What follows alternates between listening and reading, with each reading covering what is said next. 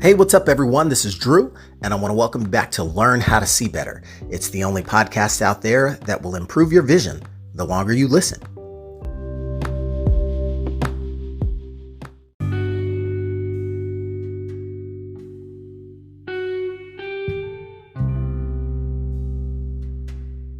Why change my philosophy? I mean, really, your philosophy is one of the things you hold pretty near and dear to the heart. It's not some fly-by-night thing. Your philosophy is kind of like your core values, the way you see the world. So when you get to a certain age, as you've developed a little bit of a philosophy around life and yourself and everything you see in the world and how you live your life day to day, the question might naturally be asked, why change my philosophy? Or if you're ever approached with that question or interrupted with that question, it might not even seem logical to consider. I've built this philosophy. It's based on my outlook. It's logical. It's scientific. It's essentially the compiled data that I have of all my experiences in this world combined. It develops my viewpoints. It's the filter through which I see life. It is, in effect, my lens, my philosophy. So if all I have is what I know, why would I ever change my philosophy?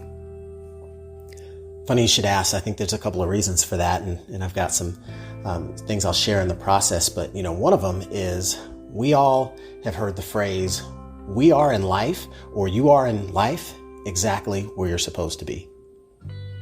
You are exactly where you are supposed to be in your life right now. And sometimes that can seem harsh or abrasive or just very direct. If someone were to tell you, you are in life exactly where you're supposed to be. And typically that's going to elicit some sort of response, be it positive, negative. It's seldom, in very rare cases, is that a neutral response. If you say that to someone, you make that statement, that declaration about their status, they might become agitated, right? I mean, we all have wins, we all have losses, we all have successes, we all have failures that we've experienced in life, or disappointments even, if we don't want to call them failures. So when we kind of look at the summation of events in our life and where we are compared to where we're supposed to be, well, the first question that's posed is, okay, where are we supposed to be? And whose decision is that? Who defines that? And for a lot of our lives, it's others, right? It might be our parents. It might be external sources, schools, churches, media, etc. But, if we haven't defined that for ourselves, where we're supposed to be, then how can you really say whether someone's lost or not, or, you're going the right direction or not? Well, where are you headed? If you're in Phoenix and you're headed to New York and you're going west, then you might be going the wrong direction, right? So it's all relative. But when you think about your philosophy and the way you might answer that question, maybe some people have that pause where they think, well, you know what? I do have some direction for my life. I do have goals. I do have aspirations. I do have things that I want to see and experience. And yes, I've experienced some of those, but maybe there's more things that I want to see that I would have assumed or guessed or thought or planned or hoped to have done by now or achieved or experienced, right? It could be anything from educational or career accolades to certain relationships, right? Family type things. So we can all kind of look at that and gauge, are we where we're supposed to be? Well, the word supposed to be is already very, that's a catchy phrase. But it's giving some thought to what our philosophy is about where we want to go in life. And are we on track to getting there? And what is our philosophy around activity and lifestyle and how we hold ourselves accountable to ourselves? When we get to that point, we start setting goals, right? Because a lot of disappointment can come from setting goals for yourself, or maybe just resolutions that never actually come through because there wasn't a plan put together. There wasn't the disciplined activity to go along with it. So the first time I ever looked at changing my philosophy was interesting because, I never looked at really changing my philosophy until I was introduced to business. And I say that as a particularly key milestone because I felt that the path that I was on up until my introduction to business was, for the most part, on the right track, on par with almost like these train tracks that have been kind of pre-laid out in front of me ever since a young age. Go to school, get good grades, get a good job, stick with that job for 30 or 40 years, retire, have a pension, a family somewhere fits in there. And then, you're retired grandparent, bouncing grandbabies on your knee and just living the good life, right? And then happily ever after. So regardless of if that's something that you've ever envisioned or not, or you've heard of a experience or kind of a life story somewhat similar to that, it's not that foreign. It's actually unique that so many of us might have one of those same similar types of storybook experiences until, life throws in those curveballs, love 101, money 101, career 101, family 101. So, for me, getting introduced to business was big because I felt like I was on a good path. And the most interesting piece of that, as far as a backstory, was I didn't run into it by accident. I didn't run into my introduction to business by accident. I actually found that, I was becoming a little bit disgruntled, right? I had, followed the rules. I had gone through the processes. I had gone to school, a good school, tough major, got good grades, got a great job, fresh out of school, making money, living in cool cities, traveling, seeing the world, doing all the fun things that, someone young and educated in their 20s with a new job would be doing. And so you figure, okay, well, where could you possibly be going wrong with this story? And I think that you just find that once you're going down a path that was laid out for you, and at a certain point, it's like, hey, this is everything it was supposed to be. But then when you find there's moments where you develop different interests, right? You grow and become more mature, and you have different experiences to the point that you realize there might be other things you want to explore in life aside from just pouring 100% of that energy into climbing the corporate ladder. And that's when you start to introduce some of these forks in the road, some of these decision points, some of these opportunities where you get a chance to say, hey, based on the experiences I'm having in the world and the evidence being presented to me, as I continue to look down the path that was, kind of laid out before me and now is completely mine to design so you can win to the end, you recognize that there's elements that either might be missing or things that aren't quite as advertised or as you might have perceived them to be at one point. And so what you recognize is say, if I actually want to take control of the outcome I'm looking for, there's going to be some instances where I have to look at this evidence and not just question it and say, well, I know that evidence doesn't, jive with your current philosophy or the current beliefs that you've established about how the way the world works. But, you have to take these observations at face value. They might clash, but they're not, it's not that they're illusions. You're seeing real evidence that paints a picture. And as you uncover more about the world, you recognize, hey, things might not always be as they seem. And to kind of lock yourself into one plan, one life script is one of those things that I would say might be a little bit naive because you define your life story.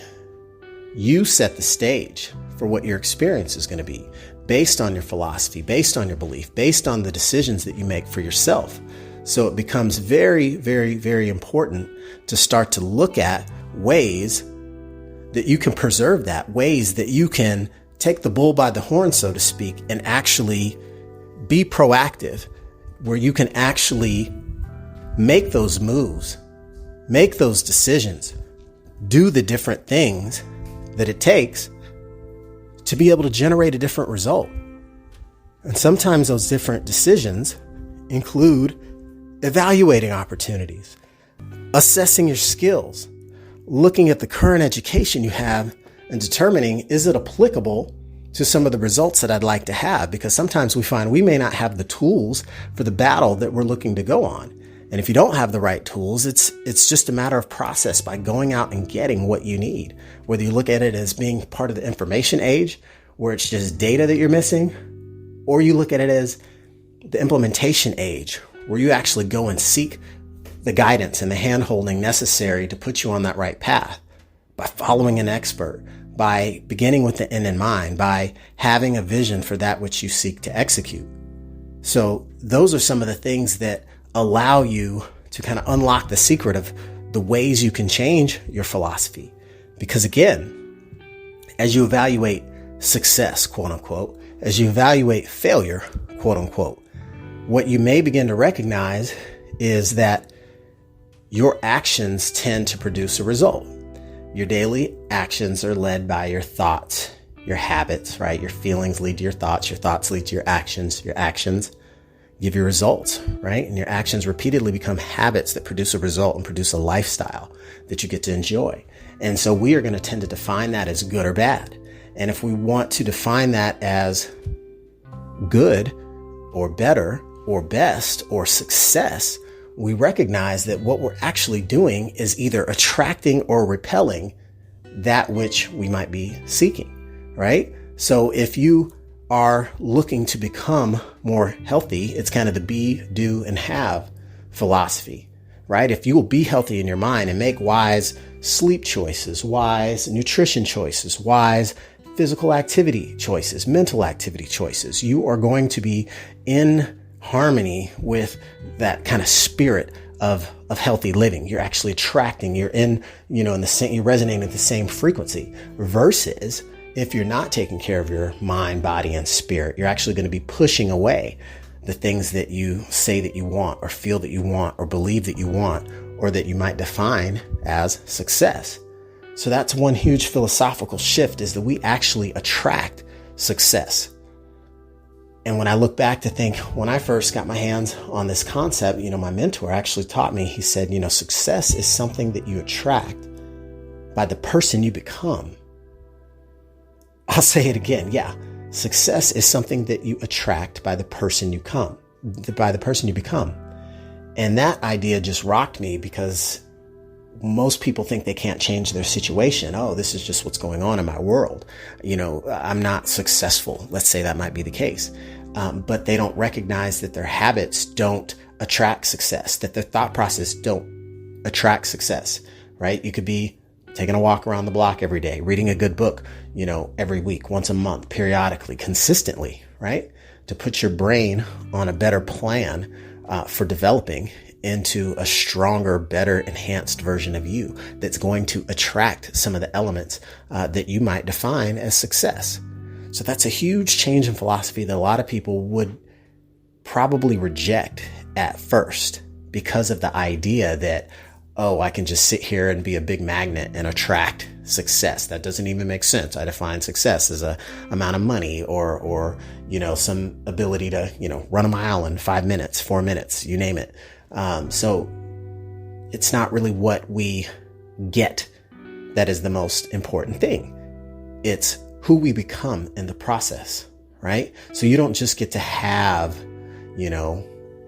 good health, right? You have to become a healthy person. You have to think healthy thoughts so that you can start to do healthy things and take healthy, health conscious activities that become habits that put you on a path for success, right? That allow you to attract good health, successful health status, right? Not being plagued by ailments and diseases of the mind, body, or spirit, right? And that just requires a change in philosophy, the way that we look at the world. Instead of saying, I can't, perhaps asking the question philosophically, how can I? Instead of saying, I can't do 10 push-ups, how could I be able to get to a point where I do 10 push-ups? So simple little things that might seem daunting at first, as we all know the old age-old adage, how to eat an elephant, one bite at a time. So looking at big things and breaking them down into smaller pieces, recognizing that things we may view in our lives as problems or challenges are just current situations, right? My same mentor, Jen Morone, he said once, he says, it's not that things cost too much. He said, you just can't afford it. And let that sink in. If someone were to tell you that, we can easily get offended. Like, how dare you tell me what I can afford and I can't? Well, forget how you feel. Is the person right or wrong? Is it an accurate or inaccurate statement, right? If you like fast cars and you want to buy a Ferrari and realize it costs over $100,000 to buy one brand new, you may say that costs too much. But if you are, the richest person on the planet, what's $100,000, to you as far as an expense? It's nothing, right? It's minimal. It's less than pocket change. So it's philosophically driven, how we view the world, which means that we can change our philosophy overnight. We can read a different book. We can get around different people. We can get introduced to things that can help us see the world through different eyes, that help us learn how to see better. And it's a philosophical thing. And so why change your philosophy is because it's possible for you to have something a little bit closer to the life of your dreams than you may have currently. And if it's not so much to you about living the life of your dreams, it might just be about having a little bit more control over the type of experience you have in your life, the way that you exist. Do you just exist, or are you living your life? And a lot of that begins in the mind, and it begins with the philosophies that we have. So I encourage everyone to look at ways that their, amazing anatomy, the amazing thing they have, a brain that they have called a brain that can think and process information. We can develop a better philosophy about our outlook in the world, and that will allow us to attract the success that we wish to see in the world, or wish to experience in the world. And that's in like every area of life that you can imagine. Because again, it's a philosophical thing. Health, wealth, your relationships, the list goes on. So I thought that it would be good for me to kind of recap some of the good inputs that I've had today, making sure I've got my mind on the right page and starting my day with the right philosophy. Because any given day, we can choose a different philosophy about how we want our day to go. You hop out of bed, you stub your toe, it's going to be a bad day. Guess what? It's practically etched in stone unless you can reverse that thinking, unless you can delete those thoughts. If you can change the frequency to shift and adopt a better philosophy, one that you've got in your toolkit already, it's an attitude, right? Your philosophy and your attitude are pretty much synonymous, so that the outcome can be changed. And in any moment, you can just change the channel. If you don't like the vibe that your frequency is tuned into, change the channel.